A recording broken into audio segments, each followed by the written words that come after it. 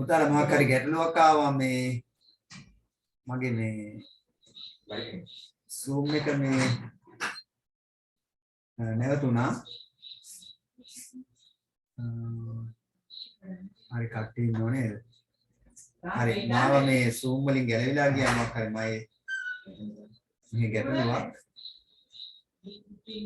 හරි මාව ඇහෙනව නේද මේ can you hear me? Adishana? ඔව් සර්. හරි. මම දැන් ටික වෙලාවක් මම හිතන්නේ මම දන්නෙත් නෑ මම මේ ඇවිල්ලා මේ ප්‍රශ්නේ පැහැදිලි කරගෙන යනකොට මේ ටිකකින් තමයි දන්නේ. හරි. Let us start doing question number 4. එකේදී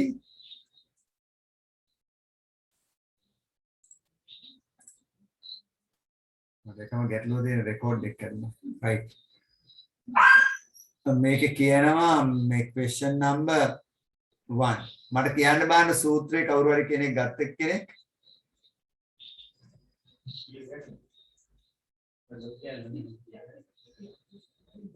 මුළු ලැබීම් ඇමරිකානු ඩොලර් වලින් පෙන්වීම සඳහා B9 කෝෂයේ සඳහන් කිරීමට පහත ආකාරයේ සූත්‍රයක් ලියා දක්වන්න. ඒතර ඒ ෆන්ක්ෂන් එක දාන්නලු cell 1 cell 2. ඒ cell 1 cell 2 කියන්නේ ඉතින් මොන cell එකේද මොන cell එකකටද කියන එක. ෆන්ක්ෂන් එකක් භාවිතා ශ්‍රිතයක් භාවිතා කරනවා. Write a formula to calculate the total income in cell B9 according to the given format. මට කියන්න බෑනේ කවුරු හරි සූත්‍රය ඔයාලා ලියපු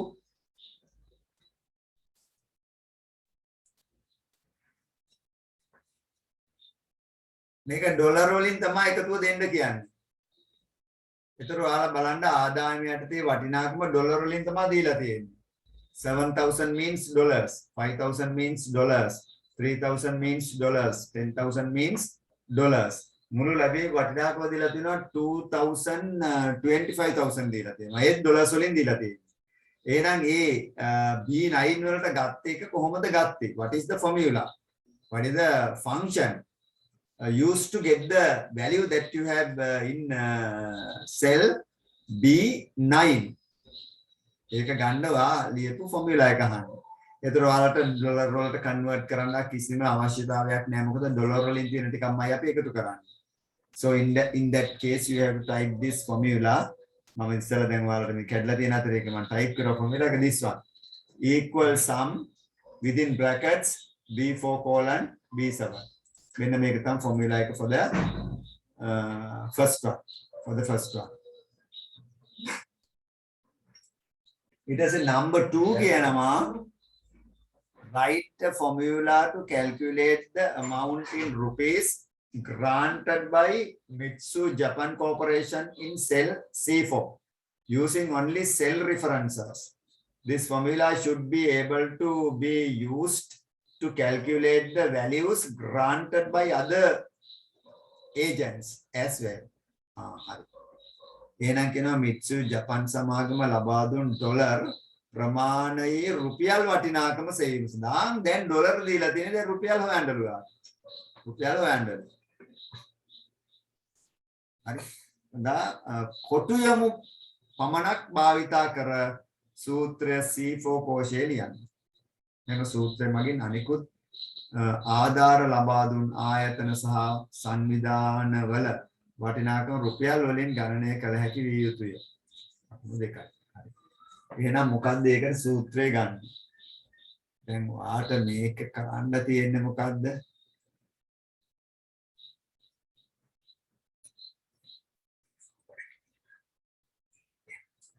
C4 වල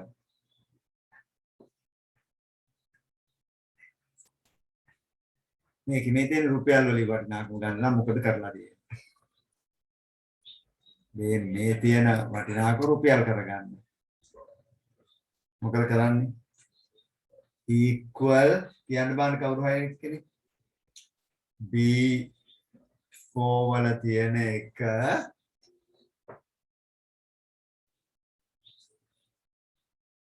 වැඩි කරන්න ඕනේ අර විනිමය අනුපාතික දීලා තියෙනවා. foreign exchange එක දීලා තියෙනවා. US ඩොලර් එකක් සමානයි රුපියල් 200කට. ඕක සිද්ධ වෙන කාලේ. දැන් නම් වැඩි ඊට වඩා විනිමය අනුපාතයක දීලා තියෙනවා foreign exchange එක for US dollar 200 rupees කියලා. එහෙනම් රුපියල් 200 තියෙන සෙල් එකත් එක්ක ගුණ කරන්න ඕනේ. එහෙනම් වටිනාකම ඩොලර් ගාන ගුණ කිරීම $1 එකකට රුපියල් 200න් අර ටික ඔක්කොම හදදාම ගුණ වෙන්න ඕනේ. හරි. එහෙනම් අපි දානවා මොකද්ද? E10. නමුත් මේකෙදි කියනවා මේ E10 කියන එක අනික් සෙල් වල ඒවත් හොයන්න අදින්න පුළුවන් වෙනවා. පල්ලෙහාට ෆිල් හැන්ඩල් එකෙන් අදින්න පුළුවන් වෙන්න ඕන. හරි. ආය අලුතෙන් ටයිප් කරන්න නැතුව. This formula should be able to be used to calculate the values granted by other agents. ඒකත් බලන්න ඕන නම් මේක පල්ලට අදිනවා නම් මේක අපි දාන්න ඕන මේ දෙක මැද්දට ඩොලර් සයින් එක දාන්න ඇබ්සලූට් කරගන්න. $10. පල්ලට අදිනවා නම් ඉලක්කම මැද්දට තියෙන්න ඕනේ ඩොලර් සයින් එක. එතකොට අපි ඒක කියනවා රෝ ඇබ්සලූට් කියලා. රෝ ඇබ්සලූට් කියනවා. එහෙම නැත්නම් මේ සූත්‍රයම වට මෙහෙම ලියන්නත් පුළුවන්. equal B4 times dollar sign E dollar sign K. This is also correct. එතනදි කරලා තියෙන්නේ තීරුවත් ඇබ්සලූට් කරලා දෙනවා, පේලියත් ඇබ්සලූට් කරලා තියෙනවා. හරි. එතකොට ඉංග්‍රීසි අකුර මුලට ආව නම් ඒක අපි කොලම් ඇබ්සලූට් කියලා කියනවා. හරි. තීරු නිරපේක්ෂ. ඉලක්ක මුලට ආව නම් පේලි නිරපේක්ෂ කියලා කියනවා රෝ ඇබ්සලූට්. ඔය සූත්‍ර දෙකෙන් ඕන එකක් නියරදි. ඔබ දැන් අනවශ්‍ය විදිහට පැහැදිලි කරන්න අවශ්‍ය නැහැ, අපි ඔක් කරලා තියෙන්නේ. right. ඊළඟ එක number 3. මුළු ව්‍යාපෘතිය සඳහා වන වියදම පෙන්වීමට අදාළ ශ්‍රිතය බීටින් කෝෂයේ පහත පරිදි සඳහන්ව ඇත. මේකම සඳහන් වෙලා තියෙනවලු මුළු ව්‍යාපෘතියේ equal function 1 cell 1 cell 2 කියලා. B10 කෝෂය මුළු ව්‍යාපෘතියේම. හරි. මේක B10 expenditure of total projects. හරි. ඒක ගන්න කොහොමද කියලා අහන්න. යන්න බලන්න.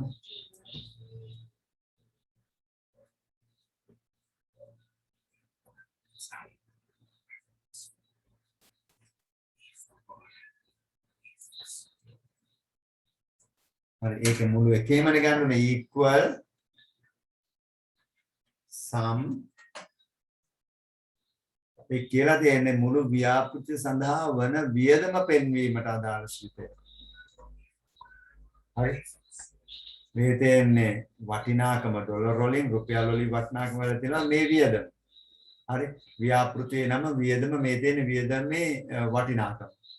එහෙනම් ඒක වෙන්න ඕනේ E තීරුවන එකතු වෙන්න ඕනේ. E4 colon E6 E4 colon E6 හරි සරලයි. පොඩි ටිකක් ඔයාලට දාන්න වෙනවා. එහෙනම් ෆන්ක්ෂන් එක වෙනුවට sum දානවා, cell 1 වලට E4 දානවා, cell 2 වලට E6 දානවා. ඒතර විභාගෙදි මෙහෙම ලියන්නත් පුළුවන් ඒක. හරි. ඒතර දාලා දෙනවා FUNC TION ෆන්ක්ෂන් එක සමානයි sum කියලා වදිනවා. ඊට පස්සේ කොමාවක් දාලා ඊට පස්සේ හලා දෙනවා cell 1 සමානයි මොකද්ද? E4. ඊට පස්සේ කොමාවක් දාලා cell 2 සමානයි E6. ඔන්නෝම ලියන්නත් පුළුවන්. මෙන්න මෙහෙම ලියන්නත් පුළුවන්. සමහරවිට ඔහොම අහන්න පුළුවන්. ඔහොම අහලා තිබ්බොත් ඔහොම ලියන්න වෙනවා. ඊට පස්සේ question number 4. සුමිතුරෝ සංවිධානයේ අගෝස්තු මාස ශේෂය රුපියල් වලින් B11 කෝෂයේ සඳහන් කිරීම සඳහා ශ්‍රිත භාවිතා නොකර සූත්‍රය ලියන්න. හරි. B11 වලට ගන්න. හරි.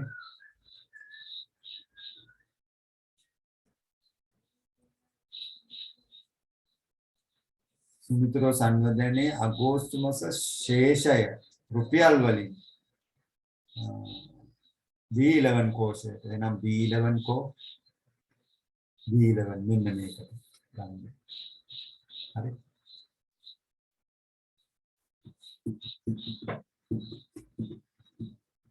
මොකක්ද දෙන්න ඕනේ?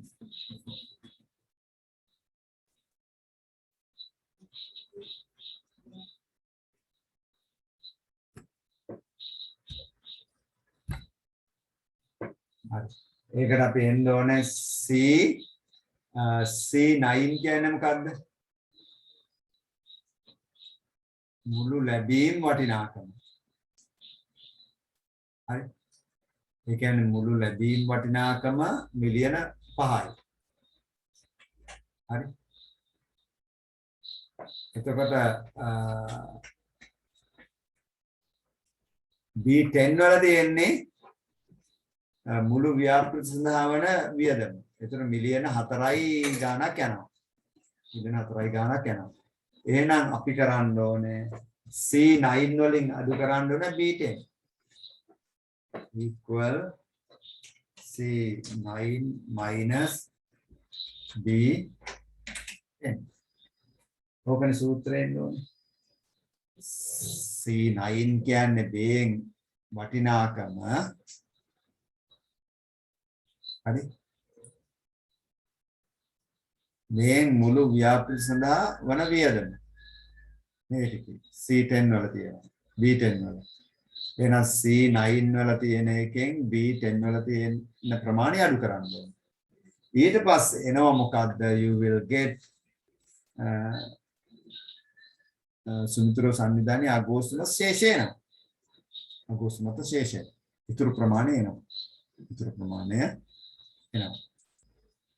එතන ඔන්න ඔය ටික තමයි කරන්න තියෙන්නේ. ඒකේ මේ සූත්‍ර ටික මේවා නැවත Excel වල සකස් කරලා වල කරලා බලන්න. Right, let's move to B part of that question. B part of that question.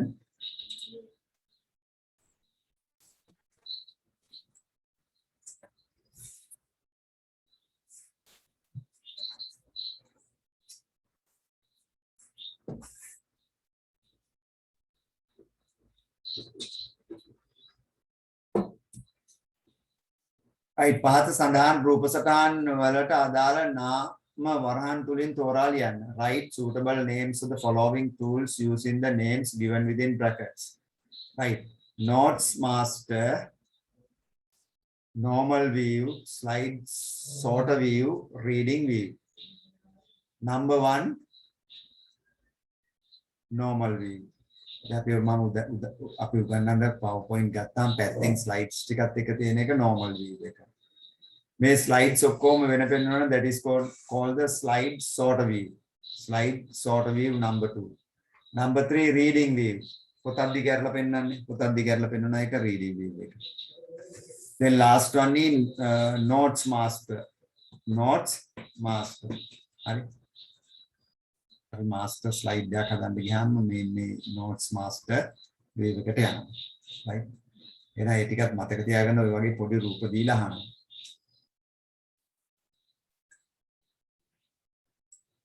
Right, next one is state whether the following expressions are true or false. 2 marks. මේවා හරිද වැරදිද කියලා ලියන්න. බලන්න පොඩ්ඩක්. හරිද වැරදිද මේවා කියලා.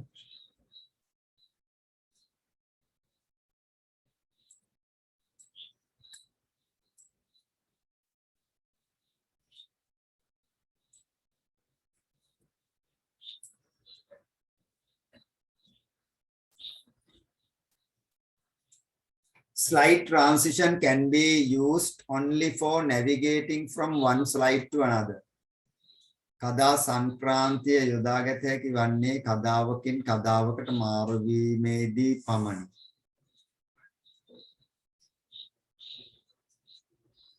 That is true.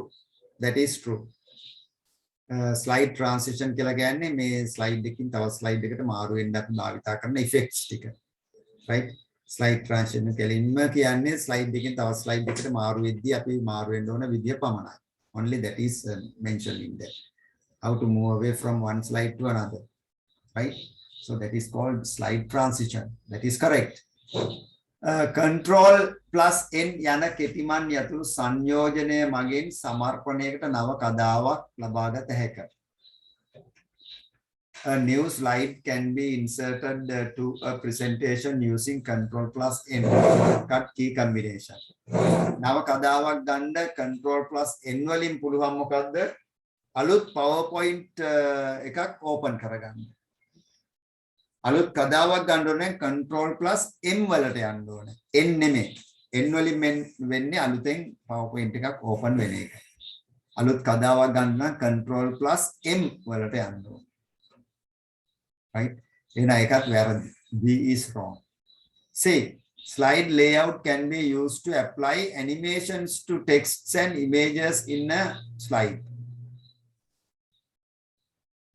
විද්‍යුත් සමර්පණ මෘදුකාංගයේ කතාවක් තුළ ඇති පාට සහ රූප සජීවීකරණය කිරීම සඳහා කතා පිරිසැකසුම slides layout යොදාගත හැකිය.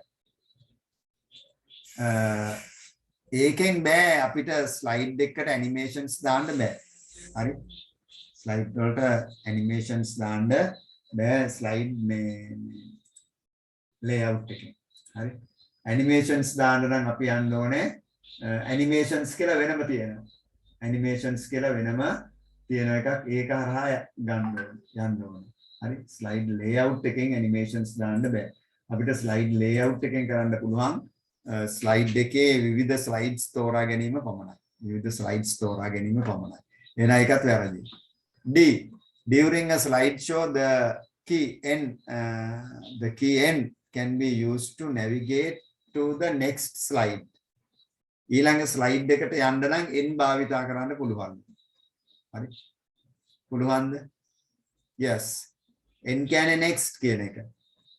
ස්ලයිඩ් ෂෝ එකක් රන් වෙද්දී n ගැහුවොත් ඊළඟ ස්ලයිඩ් එකට යනවා. p ගැහුවොත් previous ස්ලයිඩ් එකට යනවා. n වලින් ඉස්සරහා ස්ලයිඩ් එකට යනවා. p එකෙන් previous ස්ලයිඩ් එකට යනවා. එහෙනම් ඒක හරි. එහෙනම් එතන වෙන්නේ true false false true. True false false true. right පස්වෙනි එක බලන්න කට්ටිය. පස්වෙනි එකට චූටි වෙලාවක් දෙන්නම් භාණ්ඩ එකේ open sale ආයතනය තම ගනුදෙනුකරුවන්ට මාර්ගගත ඔන්ලයින් භාණ්ඩ ඇනවුම් කර මිලදී ගැනීමට පහසුකම් සලසයි. පහත දැක්වෙන්නේ ආයතනය මගින් පවත්වාගෙන යාට දත්ත පාදයෙන් උපුටාගත් දත්ත වගු කිහිපයකි. හරි. ඒක දෙනවා ගනුදෙනුකරු වගුව customers table. බෙදා හැරීමේ නිලධාරි distribution officer ඇනවුම් වගුව order table. ඔන්න වගේ table තුනක් දීලා තියෙනවා. හරි. මෙතන ඔයාලෙන් අහලා තියෙනවා ප්‍රශ්න ටිකක් බාහන ප්‍රශ්න ටිකට උත්තර හොයන්න පුළුවන්ද කියලා. මෙම දත්තපාදයේ දත්ත වගු අතර සැබැඳියා ගොඩනැගී තිබෙන බව දත්ත වගු ඇසුරින් පැහැදිලි වේ.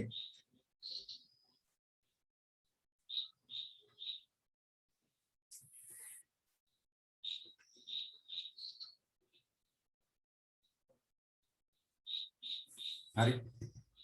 මේක සම්බන්ධතාවයක් තියෙනවා කියලා අපිට මේ පැහැදිලි මේක. හරි. මොකද වගු දෙකක තියෙන ප්‍රාථමික යතුරු තවත් වගුවක සටහන් වෙලා තියෙනවා ආගන්තුක යතුරු විදියට. So we know that all these three tables are interconnected, making it a relational database. So in a relational database we can exchange everything within that. So this is called the relational database. මේක යනවා ප්‍රාථමික යතුරු දෙකක් ඒවට අදාළ වගු සමග ලියා දක්වන්න. ප්‍රාථමික යතුරු දෙකක් ඒවට අදාළ වගු සමග ලියා දක්වන්න. Mention two primary keys with the table names. වගු නනුත් එක්ක primary key දෙකක් ලියා දක්වන්න. කියන්න බලන්න කවුරු හරි primary key දෙකක් මේකේ තියෙනවා.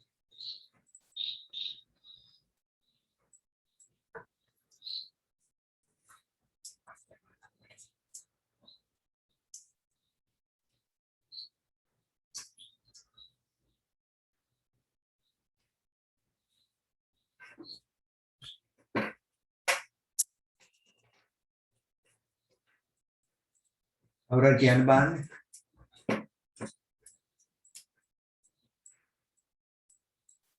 නදීෂ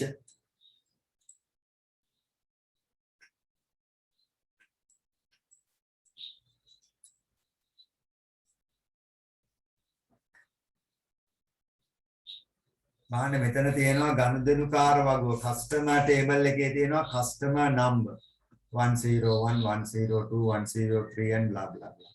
So that is the primary key of the customers table. Customers table එකේ primary key එක customer number. If you move to distribution officer බෙදාහැරීමේ නිලධාරියා table එකේ distribution officer number කියලා දීලා තියෙනවා. බෙදාහැරීමේ නිලධාරී අංකය කියලා දීලා තියෙනවා. That is the primary key of the distribution officer table එකේ. ඒ කියන්නේ dis 10 dis 11 dis 12 that is the primary key. එතකොට ඇනවුම් වගේට ගියම ඇනවුම් වගේත් ඕඩර් නම්බර් කියලා දෙනවා. ඇනවුම් අංකය කියලා එකක් දීලා දෙනවා ඇනවුම් වගුවේ. එහෙනම් ඇනවුම් වගුවෙත් අපිට ප්‍රයිමරි කී එකක් තියෙනවා. ඕඩර් නම්බර් කියන්නේ ඇනවුම් වගේ. ඕඩර්ස් වගේ order number. A1002 A1005 A1007 A1008 හරි. එහෙනම් මේ වගු තුනේම තියෙනවා ප්‍රයිමරි කීස් තුනක්. ඒ අතරේ ඕඩර්ස් වගුවට සම්බන්ධ කරලා තියෙනවා අර වගු දෙක සම්බන්ධ කරලා තියෙනවා ඒවයි ප්‍රයිමරි කීස් ආගන්තුක අතර විදියට. ඒක අපි වෙනම තේරුම් ගත යුතුයි. අර එහෙනම් කියනවා ගනුදෙනුකරු වගුව හා ඇනවුම් වගුව අතර ඇති සබැඳියා ඒක බහු යනාදීන් කුමන වර්ගයට අයත්දයි සඳහන් කර ඊට හේතු දක්වන්න. ගනුදෙනුකරු වගුව හා ඇනවුම් වගුව අතර ඇති. ගනුදෙනුකරු වගුව සහ ඇනවුම් වගුව අතර. ඒ කියන්නේ the customer define what is state whether the relationship between customers table and the order table is one to one, one to many or many to many. Many to many. ඒ කියන්නේ customer table එකයි order table එකයි. මාන්න චුට්ටක් කල්පනා කරලා කියන්නේ.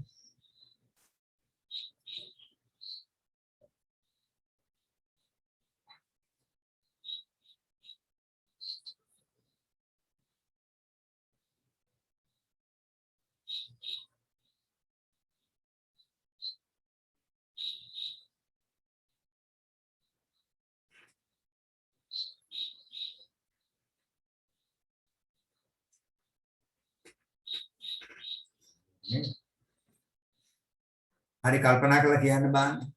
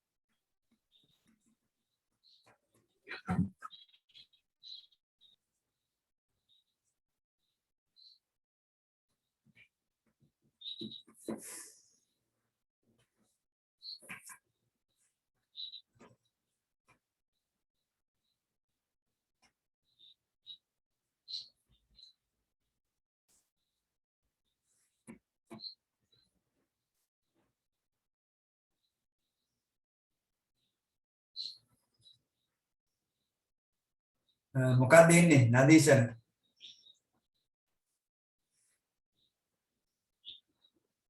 දැන් අපි උදාහරණයක් විදිහට ගත්තොත් දැන් ගනුදෙනුකරු වගුවයි ඇනවුම් වගුවයි කස්ටමර් ටේබල් එකයි ඕඩර් ටේබල් එකයි අතරනේ අහලා තියෙන්නේ. දැන් ගනුදෙනුකරු අංකය වල බලන්නකො 101 102 103 පෙරේරා කුමාරි කමලනි කියලා ඉන්නවා. එතකොට මේ අපි ගමුකෝ 101 කියලා 101 කියන එක්කෙනා ඇනවුම් වගුව තුල ඉන්නවා ගනුදෙනුකරු අංකය යටතේ ආගන්තුකයා තුල යටතේ 101 එයා ඇනවුමක් කරලා තියෙනවා කාගෙන්ද ඩිජිටල් රොල්රෝසුව තමයි ඇනවුම ඔයාගේ ඩිජිටල් රොල්රෝසුව තමයි ඇනවුම ඒක බෙදා හැරීමේ නිලධාරියා තමයි ඩිස්ටෙන් කුරේරා ආර් කුරේරා තමයි මේ බෙදා හැරීමේ නිලධාරියා. හරි. එතකොට මේ 101 ඩිජිටල් රෝල් රෝසුවක් ඇනවුම් කරලා තියෙනවා. එතකොට බලන්නකො 102 මොනවද ඇනවුම් කරලා තියෙන්නේ? ජංගම දුරකථනයක් ඇනවුම් කරලා තියෙනවා. ඒකෙන් බෙදා හැරීමේ නිලධාරියා ඩිස් 10මයි. මේ බෙදා හැරීමේ වගුවට සම්බන්ධ වෙයි තියෙන. ඒතර අවසානයේක අපි ඉච්චර සලකන්න ඕනේ නැහැ. ඊට පස්සේ 103 ඇනවුමක් කරලා තියෙනවා මුද්‍රණ යන්ත්‍රය. ආයෙත් 102 තවත් ඇනවුමක් කරලා තියෙනවා දෘಢ තැටියක්. දෘಢ තැටියක්. හරි. දෘಢ තැටියක්. එතකොට දැන් මෙතන 102 ඇනවුම් දෙකක් කරලා දෙනවා. 102 කියන එක නා දැන් මෙතන ඉන්නේ එකයි ගනුදෙනු කරු අංකය 103 විතරයි එතන තියෙන්නේ. නමුත් ඇනවුම් වගේ 102 103 දෙතැනක ලියවිලා තියෙනවා. එහෙනම් අපිට කියන්න පුළුවන් ගනුදෙනු කරු වගේ යා එක තැනක ඉන්නේ හින්දා එතන 1 කියලා කියන්න පුළුවන්. ඇනවුම් වගේ යා දෙතැනක තියෙන හින්දා 2 කියන්න පුළුවන්. 2 කියන්නේ many කියන එක. එහෙනම් 1 to many එතනදී. එතන 101 ගන්නකො 101 ගත්තොත් එයා ඇනවුම් කරලා තියෙනවා එකයි ඇනවුම් කරලා තියෙන්නේ. එයාට ඕන වැඩි ගාණක් ඇනවුම් කරන්න පුළුවන්. එයා ඇනවුම් කර පොල් රෝසු ආයේ වෙන කෙනෙක්ට ඇනවුම් කරන්න බෑ. වෙන කෙනෙක්ට ඇනවුම් කරන්න බෑ. එහෙනම් ඒකේ දැන් ඒක එහෙම වෙන්න හේතුව 1 to many තමයි මෙතන සම්බන්ධතාවය. ඒක බහුව. ඒකට හේතුව තමයි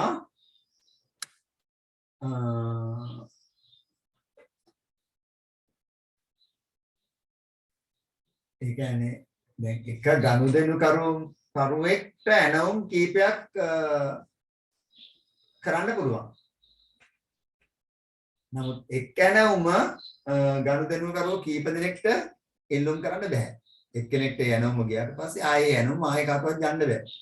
එහෙනම් ඇනවුම් කීපයක් ගනුදෙනු කරුවෝ එක්කෙනෙක්ට කරන්න පුළුවන්. නමුත් ගනුදෙනු කරුවෝ කීප දෙනෙක්ට ඇනවුම් කීපයක් කරන්න බෑ. ඒක තමයි එතන තියෙන්නේ. එහෙනම් 1 to many කියන එක තමයි එතනදී අපි භාවිතා කරන්නේ. ඒ කියන්නේ ඉංග්‍රීසියෙන් කරනවා one customer places many orders. But one order is made by only one customer. Right? ඒ කියන්නේ one customer places many orders. එක customer කෙනෙක්ට orders ගොඩාක් කරන්න පුළුවන්. But one order is made by one customer. එක order එකක් එක customer කෙනෙක් විතරයි කරන්න පුළුවන්. ඒ order එක දෙන්නෙක්ට කරන්න බෑ. එකම දේ දෙන්නෙක්ට ගන්න බෑ. එක්කෙනෙක් order කෙරුවොත් ආයෙ කාටවත් order කරන්න බෑ. ඔක තමයි නීතිය. 1 to many. 1 to many. හරි. අනිත් වගේ තේරුම් ගන්න වෙනවා මේක මේ නිවැරදිද. වගුවරා. right ඊට පස්සේ number 2 of the same one දත්ත වගුවතර සැබැඳියා ගොඩනැගීමට ආගන්තුක යතුරු යොදාගත හැක. Foreign key is used to create relationships among tables.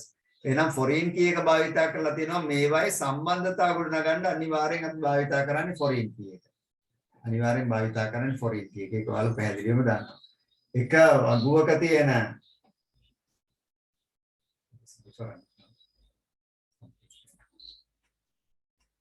එක වගුවක තියෙන එක වගුවක තියෙන ප්‍රාථමික ඇතුළ තවත් වගුවක ලියවෙනවා නම් ඒක ආගන්තුක ඇතුළ කියලා කියනවා. දැන් උදාහරණයක් විදිහට ඔයාලා බලන්න කස්ටමර් ටේබල් එකේ කස්ටමර් නම්බර් එක ඕඩර් ටේබල් එකේ කස්ටමර් නම්බර් කියලා වෙట్లా තියෙනවා. එහෙනම් ඕඩර් ටේබල් එකේ කස්ටමර් නම්බර් කියන එක ෆොරින් කී එක. එහෙනම් ඩිස්ට්‍රිබියුෂන් ඔෆිසර් නම්බර් කියන එක වෙట్లా තියෙනවා ඕඩර් ටේබල් එකයි ඩිස්ට්‍රිබියුෂන් ඔෆිසර් නම්බර් කියලා. So that is also foreign key. Foreign key එකක් බවට පත් වෙනවා. එහෙනම් define what is a foreign key using above tables and give an example for a foreign key in the above database. එහෙනම් මේ foreign key එක මොකක්ද කියන එක ඔයාලට විස්තර කරන්න ඕනේ. foreign key කියන්නේ මොකක්ද? foreign key එක කියන්නේ මොකක්ද? හරි. කවුරු හරි කියන්න බලන්න what do you mean by foreign key?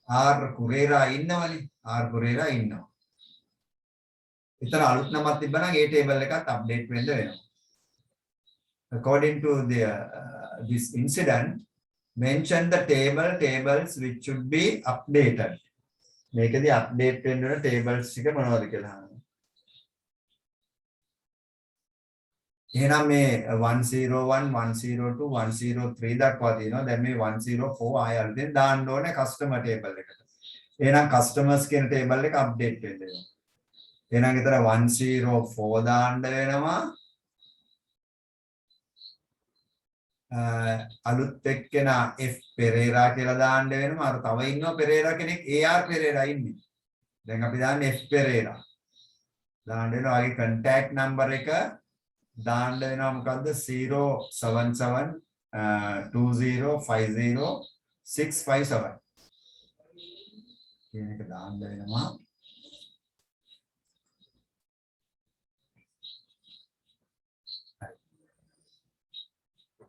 ඊට පස්සේ ආයෙ අප්ඩේට් වෙන්නේ ඕඩර් ටේබල් එක අප්ඩේට් වෙන්නේ. එයා ඕඩර් එකක් ප්ලේස් කරනවා. ඒ ඕඩර් එක A1009 A1009 කියන එක ඕඩර් ටේබල් එකේ නැහැ. එහෙනම් අලුතෙන් ඒ ඕඩර් එක දාන්න වෙනවා A1009 කියන එක. ඊට පස්සේ ඕඩර් එක කවුද ඩිස්ට්‍රිබියුට් කරන්නේ? ඕඩර් එක මොකද්ද? ඕඩර් එක IG keyboard ඕඩර් එක. ඊට පස්සේ customer number එක එතන දාන්න ඕනේ 104. distribution officer number එක DIS10. ඒකත් කුරේරා තමයි දෙනවා කියලා තියෙනවා. ඒකත් කුරේරා තමයි දෙනවා කියලා තියෙනවා. ඒතර ටේබල් දෙකක් අප්ඩේට් වෙනවා. අප්ඩේට් වෙන ටේබල් වල හෙඩින් එකත් එක්ක අප්ඩේට් වෙන රෝ දෙක ලියලා දාන්න තියෙනවා. මම ඒක කරන්නේ you can do it. You can do it.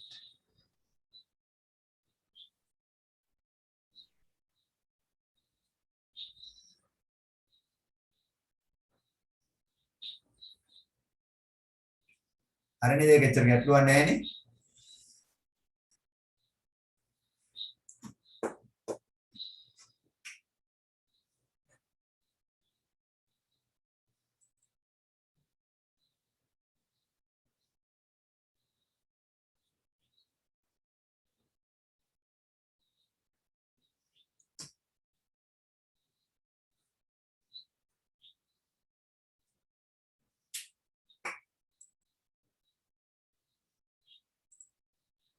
පුතේ පන්ති පටන් ගන්න තාම නම් පොඩ්ඩක් මේ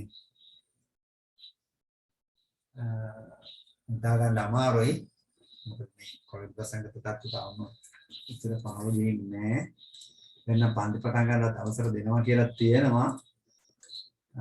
ටිකක් චුට්ටක් බලලා තමයි කරන්න දෙන්නේ මේ. හරි එහෙම උතුම් දැනුම් දෙන්නම්.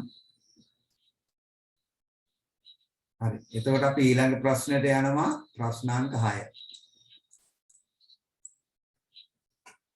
Janitha Insurance Corporation provides insurance facilities such as life insurance, vehicle insurance, and property insurance.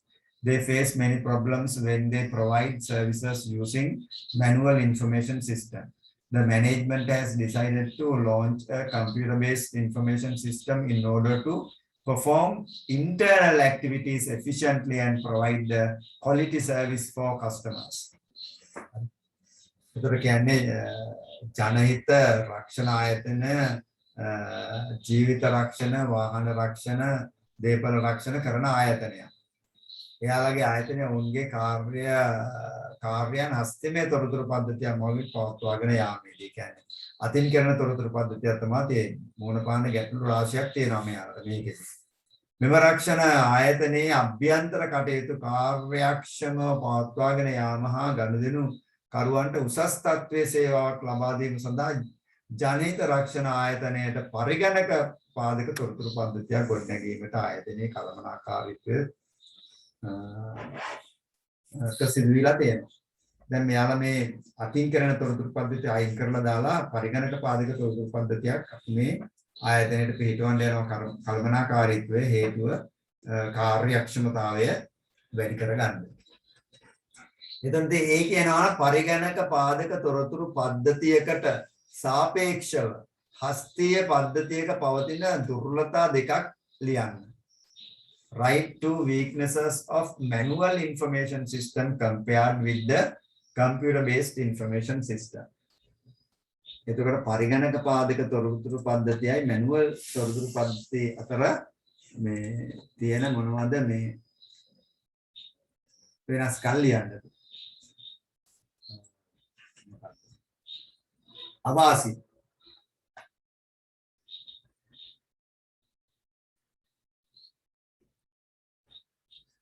කියන්න බලන්න.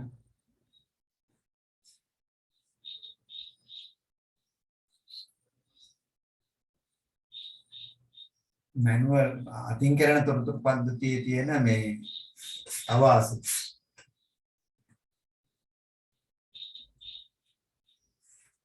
ඒ කියන්නේ මේ වැරදි වීමේ අවකාශය වැඩි.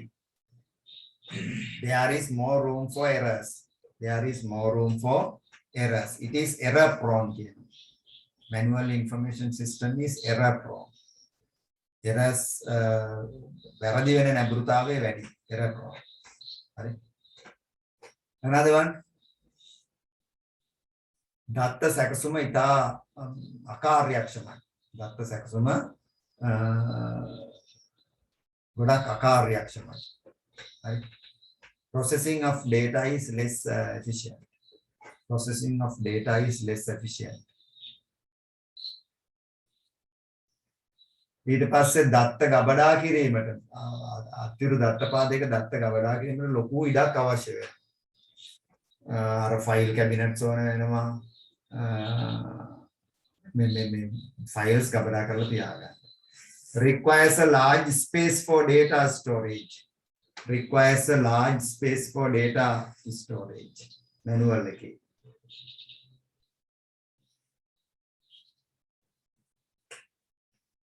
එතකොට manual එකේ තව තියෙන අවාසියක් තමයි data is open to a lot of threats. හරි. දත්ත ගොඩාක්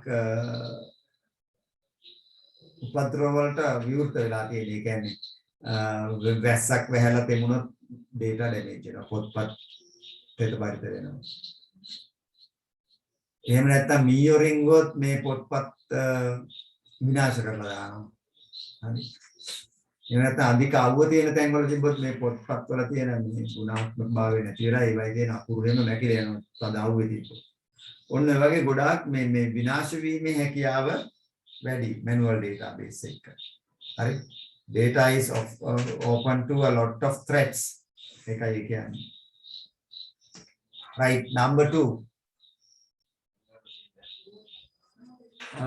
This computer-based information system can be accessed online. Mention a main advantage the customers can obtain by this facility. මෙම පරිගණක පාදක තොරතුරු පද්ධතියට මාර්ගගතව සම්බන්ධ වීමේ පහසුකම පවතී. එමගින් ගණිතකරුවන්ට අත්කරගත හැකි ප්‍රධාන වාසියක් සඳහන් කරන්න. මේකට අපිට ඔන්ලයින් සම්බන්ධ වෙන්න පුළුවන්. ඔන්ලයින් සම්බන්ධ වෙන්න පුළුවන්. එතකොට ඔන්ලයින් සම්බන්ධ වෙන්න තියෙන වාසි මොනවද කියලා අහනවා. වාසිය.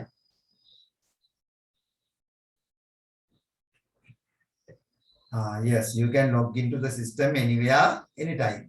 වාට ඕනෑම ස්ථානයක ඉඳලා ඕනෑම වෙලාවක පද්ධතියට සම්බන්ධ වීමේ හැකියාව තියෙනවා. Log into the system anytime, anywhere. ඒක ලොකු වාසියක්. හරි. ලොකු වාසියක්. ආයතව වාසිය දෙනවා. කාර්යක්ෂමතාවය වැඩි. හරි. very high efficiency. හරි. දැන් අහලා තියෙන්නේ right to the computer-based information system can be accessed online. Main advantage and customers can. All right. ඒක main advantage එකට ඕනම වෙලාවක ඕනම තැනක ඉඳලා සම්බන්ධ වෙන්න පුළුවන්. Right. See, right two advantages of launching the new system to the administration of Janashakti Corporation. මේ ජනශක්ති රක්ෂණ ආයතන පරිපාලනාංශයට මෙම නව පද්ධතිය තුලින් ලැබිය හැකි වාසි දෙකක් සඳහන් කරනවා. මේ වගේ පරිගණක පාදක තොරතුරු පද්ධතියක් සම්බන්ධ කිරීමෙන් ලැබෙන වාසි මොනවද කියලා අහනවා ජනශක්තිය මේ ඉන්ෂුරන්ස් එකට. මොනවද වාසි?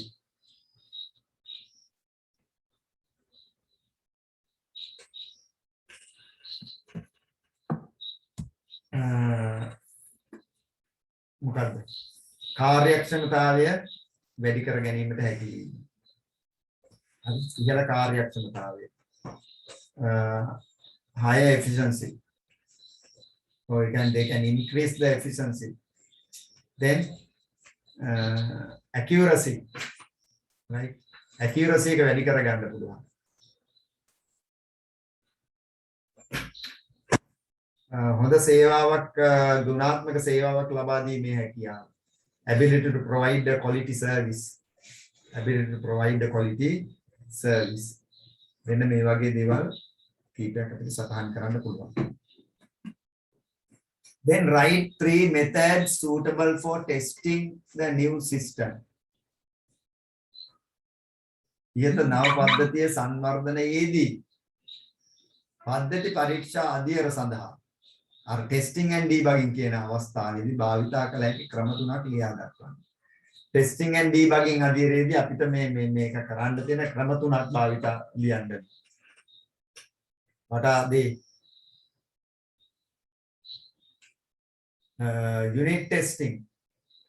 ඒකක පරීක්ෂාව කරන්න පුළුවන්. Then system testing. පද්ධති පරීක්ෂාව කරන්න පුළුවන්. Then integrated testing. සමස්ත පරීක්ෂාව කරන්න පුළුවන්. Last one is ප්‍රතිග්‍රහණ පරීක්ෂාව. Acceptance testing. මෙන්න මේවා තමයි testing and debugging කියන අධීරයේදී කරන්නේ. Unit testing, system testing, integrated testing and acceptance testing. සිංහලෙන් ඒකක පරීක්ෂාව, පද්ධති පරීක්ෂාව, සමස්ත පරීක්ෂාව සහ ප්‍රතිග්‍රහණ පරීක්ෂාව. මෙන්න මේ හතරෙන් තමයි මේ අධීර අපි කරන්නේ. ඒවා පැහැදිලි කරන්න යන්නේ. ඒවා පොතේ බලන්න තවත් පැහැදිලිව ඔයාලට එකක් දෙකක් පැහැදිලි කරන්න කිව්වොත් ඒකත් පුළුවන් වෙන්න ඕනේ. ඉහත නව පද්ධතියේ සංවර්ධනයේදී පද්ධති ආරක්ෂා අධ්‍යයන සඳහා භාවිතා කළ හැකි ක්‍රම දෙකක් ලියා දක්වන්න. Write 3 methods suitable for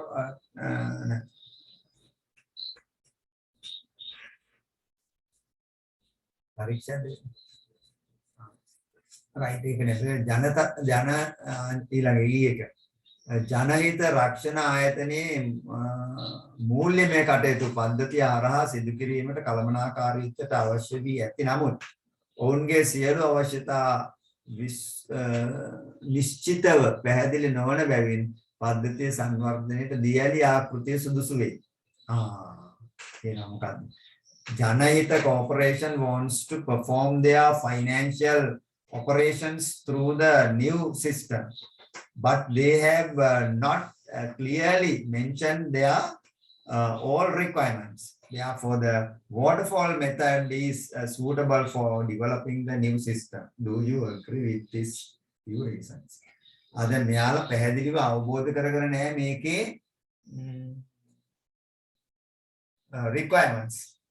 හරි. දැන් waterfall method එකේදී කලාපෙන් කලාපෙනේ කරන්නේ. හරි. කලාපෙන් කලාපේ අධීරමය. එතකොට දියාලි ආකෘතිය භාවිතා කරනවා නම් මේ අධීරයකට අවශ්‍ය requirements ටික නිවැරදිව අවබෝධ කරගෙන තියෙන්න ඕනේ. දැන් මෙතනදී මේක නිවැරදිව අවබෝධ කරගෙන නැහැ. එහෙනම් අපිට නිවැරදිව අවබෝධ කරගෙන නැත්නම් මේ requirements අවශ්‍යතා නිවැරදිව හඳුනාගෙන නැත්නම් අපිට දියාලි ආකෘතිය කරන්න බෑ. That is impossible. That is impossible. දියාලි ආකෘතිය අපි කරන්නේ නිවැරදිව කරුණු කාරණා අවබෝධ කරගෙන තියෙනවා නම් විතරයි requirements ටික. මොකද ඒක එක අධීරයක් කිරුවට පස්සේ ආයේ අධීරයට එන්න බෑ. ඒ අධීරේ ඉවරයි. ඊට පස්සේ දෙවෙනි අධීරයට යන්න ඕනේ. ඒ වගේ යනකොට ආයේ මුල් අධීරේව ආයේ කරන්න බෑ. දියාලි ආකෘතිය. එහෙනම් අපි මේ requirements ටික නිවැරදිව අවබෝධ කරගත්තොත් පමණයි දියාලි ආකෘතිය කරන්න පුළුවන්. එහෙම නැති කිසිම අවස්ථාවක දියාලි ආකෘතිය හරියන්නේ නැහැ. හරි ඒ අවස්ථාවේදී අපිට system development life cycle එක තමයි භාවිතා කරන්න වෙන්නේ. හරි එහෙනම් මේක හරියන්නේ නැහැ. Do you agree with this? No. Give reasons. ඇයි මේකට එකඟ වෙන්නේ නැත්තේ කියලා අහනවා. එකඟ වෙනවද නැහැ? එකඟ වෙන්නේ නැහැ. Why? Because the requirements are not clearly mentioned in the system. The requirements are not clearly mentioned, right? Not clearly understood. මේ අවශ්‍යතා නිවැරදි විදිහට අවබෝධ කරගන්න නැති නිසා මේක කරන්න බැරි. ඒවා නිවැරදි විදිහට අවබෝධ කරගෙන ස්ටේජස් ටික හරියටම පැහැදිලිව අවබෝධ කරගෙන තියෙනවා නම් දියලි ආකෘතිය පුළුවන්. It's not, that cannot be implemented. හරි. එහෙනම් අපි යනවා ඊළඟ කොටස. ඒකේ දෙවෙනි කොටස ටක් ගාලා බලන්න ඒක. Consider the following expressions about developing a computer-based information system given in column X and Y. Right? ඒක ටක් ගාලා ගල්පන්න බලන්න. X තීරුව Y තීරුව. පරිශීලක අවස්ථා හඳුනා ගැනීම සඳහා භාවිතා කරන තොරතුරු රැස් කිරීමේ ක්‍රමයකි.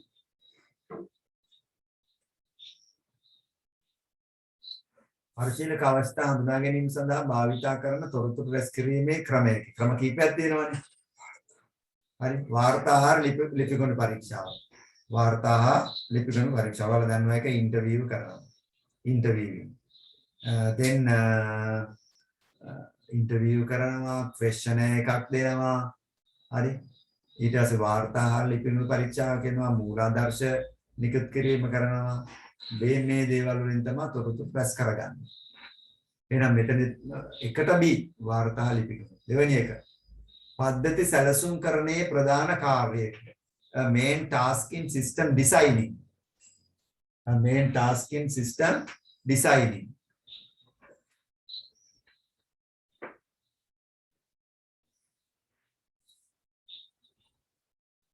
ඒ කියන්නේ පද්ධති ක්‍රියාත්මක කිරීමට උචිත දෘඩාංග සහ මෘදුකාංග තීරණය කිරීම. Deciding the suitable hardware or software to implement the system. E එක. තුන්වෙනි එක task in system maintenance stage. පද්ධති නඩත්තු පියවරේදී කාර්යය. මොකක්ද? අලුතෙන් හඳුනාගත් පරිශීලක අවස්ථානුව පද්ධතියේ වෙනස්කම් සිදු කිරීම. ආංගික පද්ධති නඩත්තුදී කරන දෙයක්. Changing the system according to new requirements. Changing the system according to new requirements. හතරවෙනි එක නියමුමය ක්‍රියාත්මක කිරීමේ වාසියකි. An advantage of pilot deployment. හරි. නියමුමය එක කොටසක් තෝරගෙන ඒක නියමුමය ආකාරයෙන් පිටවීමේ වාසියක් ගන්නවා. ඒක මොකද්ද? පද්ධතිය සමස්ත පිටවීම තීරණය වන්නේ තෝරාගත් නියැදී පද්ධති ක්‍රියාකාරීත්වයේ සාරකත්වයේ මතය. The overall implementation of the system depends on the performance of the system in the selected sample. A selected sample එකේ තියෙන එක සාර්ථක වුණොත් විතරයි මේක apply කරන්නේ. එන අවසාන එක භාවිතා කරන්නාගේ පිළිගැනීම පරීක්ෂා කිරීම. A system is tested for user acceptance. A. The final stage of testing and debugging.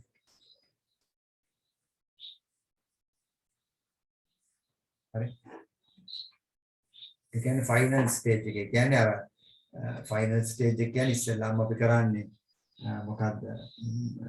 ඒකක පරීක්ෂාව, ඊළඟට පද්ධති පරීක්ෂාව, ඊට පස්සේ සමස්ත පරීක්ෂාව, ඊට පස්සේ ප්‍රතිග්‍රහණ පරීක්ෂාව, acceptance testing. ඒක තමයි ඔය කියන්නේ the final stage of testing and debugging. Debugging වල stages හතරක් තියෙනවානේ. මේ හතරේ අවසාන stage එක ඔය කියන්නේ. භාවිතා කරන්නාගේ පිළිගැනීම පරීක්ෂා කිරීම. එයාට දැන් පද්ධතිය හදලා ඉවරලා භාවිතා කරන එකට දෙනවා. දීලා එයත් ඒක accept කරුවොත් තාම හරියට මම ඒක තමයි acceptance testing කියලා කියන්නේ. එතනදී accept කරුවොත් ඒක acceptance testing එක සාර්ථකයි. හරි හත්වෙනි එක. සංකාර හත්වෙනි එක බාහිර චූටි වෙලා 7+.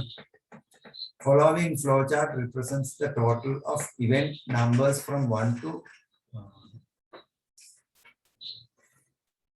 20. Following flowchart represents the total of even numbers from 1 to 20. එකේ ඉඳලා 20 දක්වා even numbers. ඉරට්ටේ සංඛ්‍යා එකතු කරලා පෙන්නන්න තමයි මේක හදලා තියෙන්නේ. හරි? ඒ කියන්නේ දැන් එක ගත්තොත් ඉරට්ටේ නෙමෙයි ඔත්තේනේ. 2 3 නෑ 4 එකතු කරනවා. 5 නෑ 6 එකතු කරනවා. 7 නෑ 8 10 12 14 16 18 20 ඔය ටික එකතු කරනවා. එකතු කරලා ඩිස්ප්ලේ කරනවා.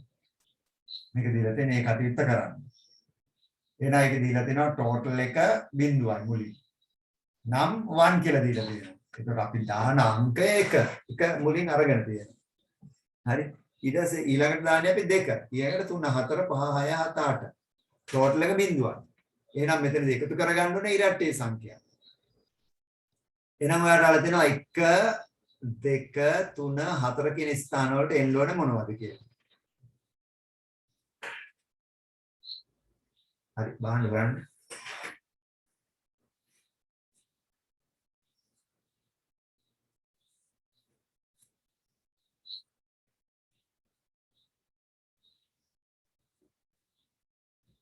Total is 0, num is 1.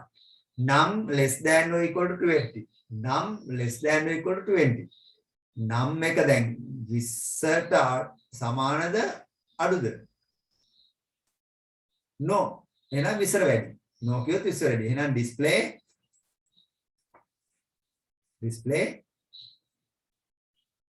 total. හතරවෙනි අංකේ total වෙන්න ඕනේ. මොකද total එකනේ display වෙන total කියන්නේ ඉරට්ටේ සංඛ්‍යා ඔක්කොම එකතු කරලා ඒක display කරන එක. එහෙනම් display total. අංක 4 total. yes කියලා කිව්වොත් දැන් num less than or equal to 20. ඒ කියන්නේ 20ට වඩා අඩුද? yes නම් දැන් ආයෙ තව අංක දාන්න එපා. එහෙනම් බලනවා දැන් අපි හිතමුකෝ අංක 1 මුලින් දාලා තියෙන්නේ. 1නේ. ඊට පස්සේ x is equal to 1 වලට එන්න ඕනේ num mod 2. num mod 2. දීපු සංඛ්‍යාවේ දෙකෙන් බෙදලා ඉතිරිය. num mod 2. එහෙනම් දෙකේ ඒවා මුලින් දුන්න එක ඇතුලේ නෑනේ එකක්වත්. එහෙනම් උත්තරේ 1යි එතනදී. උත්තරේ 1යි. උත්තරේ 1යි. if x is equal to 1, if x is equal to 0. උත්තරේ 1යි ආවේ. if x is equal to 0. නමුත් උත්තරේ බිඳුව આવොත් මොකද වෙන්නේ? yes කියලා දැම්මොත් total is equal to දෙවෙනි එකත් total is equal to total plus num. උත්තරේ බිඳුව આવොත්. හරි. දැන් ආවේ උත්තරේ 1නේ. no ආවේ. no කිව්වනම් මොකුත් එකතු වෙන්නේ නැහැ. එළියට නම් මොකද ඔත්තේ සංඛ්‍යාවක් නිසා. මේක ඉරට්ටේ සංඛ්‍යාවක් නම් අනිවාර්යෙන් උත්තරේ බිඳුව එන්නේ. දැන් ඊට පස්සේ දෙවෙනි සංඛ්‍යාව num is equal to num plus 1. num is equal to තුන්වෙනි එකට num එන්න ඕනේ. num is equal to num plus 1. එහෙනම් එකට එකක් එකතු කරනවා 2යි. ආන් කරකිලා එනවා ආයෙත් පල්ලෙහාට. දැන් 2යි සංඛ්‍යාව. ඊට පස්සේ num less than or equal to 20. yes අඩුයි. එහෙනම් x is equal to num mod 2. දෙක බෙදීම 2. දෙක බෙදීම 2 දෙකෙන් බෙදපුවාම මොකක්ද එන්නේ උත්තරේ?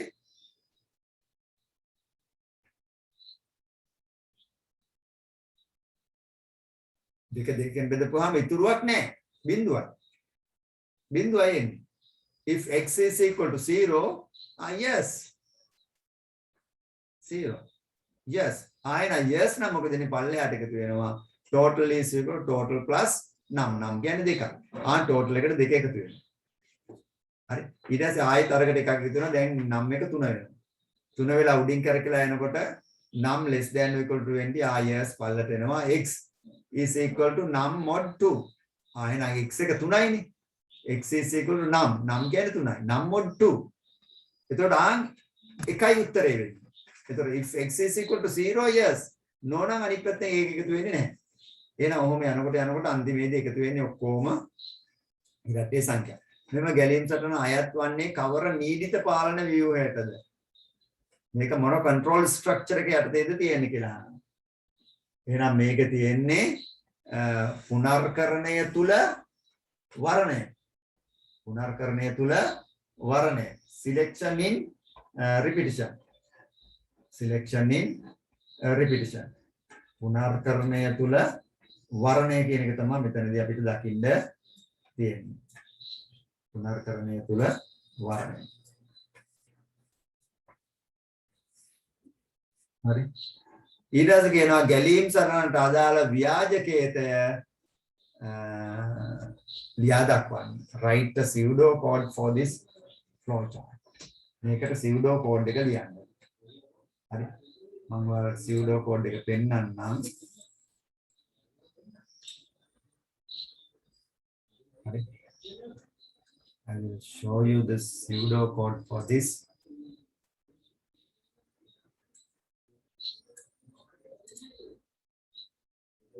මෙතන pseudo code එක.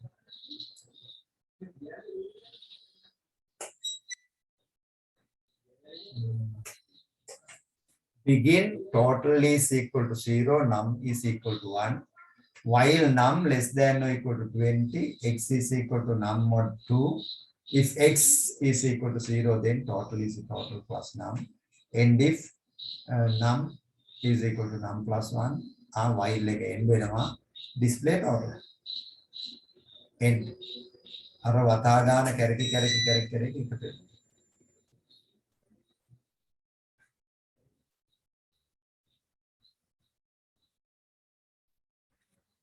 වැඩි නේද? ළමයි අයනේ.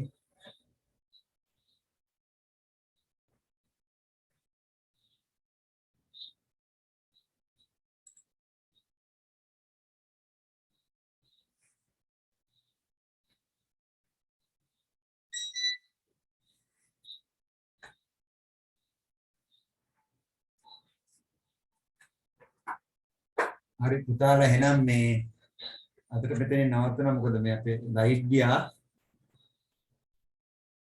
ඔයාලට සමහරට ලයිට් යන්න ඇති. ද? ඉතින් කරුවලේ ඉන්නේ පන්ති කෙරුවට. රයිට්. එහෙනම් ලයිට් ගිහිල්ලා තියෙන්නේ.